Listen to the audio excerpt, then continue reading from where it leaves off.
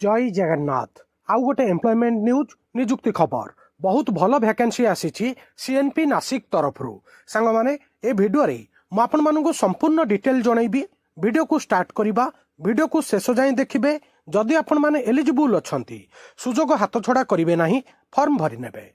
Currency note press Nashik CNP Nashik SPM CIL निजुक्ति 2026 534 टी junior technician supervisor एवं अन्यान्य पदवी पाई निजुक्ति विज्ञप्ति जारी करिछि। डिप्लोमा आईटीआई जेकोसी स्नातकोत्तर पास होइथिबा प्रार्थी माने ऑनलाइन रे आवेदन करि पारिबे। ऑनलाइन आवेदन 20/4/2026 रु आरंभ हब एवं आवेदन करिवार शेष तारीख रहिबो 19/5/2026। प्रार्थी माने सीएनपी नासिक रो ऑफिशियल वेबसाइट माध्यम रे ऑनलाइन रे आवेदन करि पारिबे। ओडिसा रो जेउ छात्र छात्री माने आईटीआई आउ डिप्लोमा पास आउट होई सरकारी चाकरी अपेक्षा अछंती, एटा होउची गोटे बहुत बड़ गोल्डन अपॉर्चुनिटी। सुजोग हाथ छड़ा करिवे नाही। एज क्राइटेरिया विषय रे आपन को जणाई दउची। किछि पोस्ट अछि जहा पई मिनिमम एज अछि 18 रु 25 वर्ष, आउ किछि पोस्ट अछि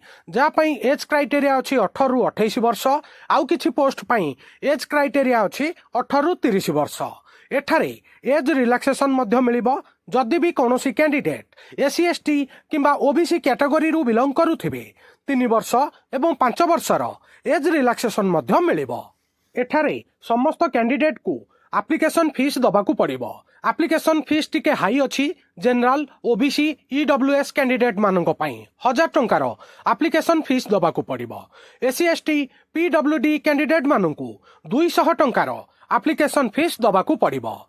एबे आपनकू इंपोर्टेंट डेट आउ थरे जणे दउछि।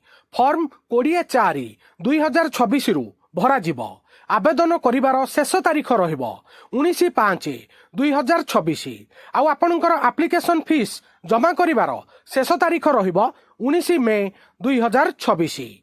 सांग माने बहुत भल अपॉर्चुनिटी आसीछि। जदि आपण माने आईटीआई किंबा डिप्लोमा पास आउट होइछंती, fitter electrician electronics printing technology यही सब ट्रेड रे जदि आईटीआई आपण माने पास आउट होइछंती ताहले बहुत भल वैकेंसी अछि। से भली डिप्लोमा रे इलेक्ट्रिकल मैकेनिकल इलेक्ट्रोनिक्स ट्रेड रे बहुत भल वैकेंसी अछि।